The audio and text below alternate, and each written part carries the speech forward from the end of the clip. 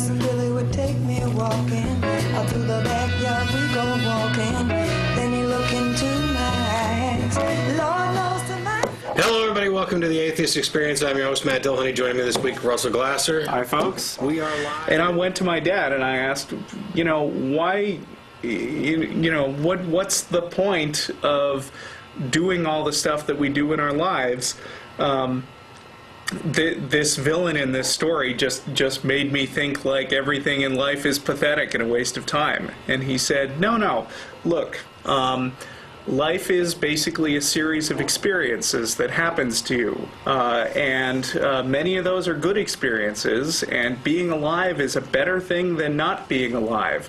There are all kinds of wonderful things you can do. I mean, you enjoy fine meals and listen to great music and fall in love.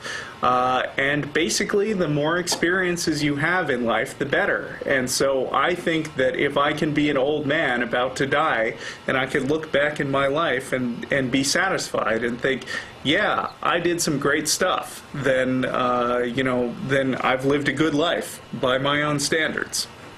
Yeah, one of the other issues with regard to morality, that kind of goes to value of life, but this claim that you can't have morality without, a God and God's little guidebook. The fact of the matter is that everybody goes about determining their morality in exactly the same way. You don't get to pretend that just because you have accepted this moral guidebook that you have done so because of divine authority. How do you tell the difference between things attributed to God and things attributed to the devil? I mean, if you read through, for example, the Christian Bible, there's plenty of things that are attributed to God, which I consider to be immoral, both in action and in deed, or in words. The truth of the matter is that you've gone through and you've read it and you've said, I judge this to be good. And then you've kind of taken the shortcut, and once you've made that decision, you presume that everything else in there is also good, which is just the lazy man's way of dealing with morality.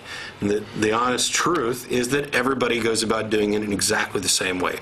Everybody determines, yeah. We don't stone unruly teenagers to death. Yeah. We just don't do it. And if you ask people, why don't you follow this law in the Old Testament, then what they say is, well, that's the Old Testament, and God's law overrode that. But they don't say it overrode the Ten Commandments. So obviously there's some kind of standard going on which is not specifically mentioned in the Bible. Going through the Old Testament, there's a lot of stuff that might sound frankly barbaric, and I've heard people go through all kinds of good reasons to disregard them. But I mean, basically, it comes down to you've got a standard which isn't the Bible. You've got your own ideas about what's right and wrong, and when you read a passage like, Jesus saying, if you would be good, then sell all your belongings and go be a hermit, or whatever he said.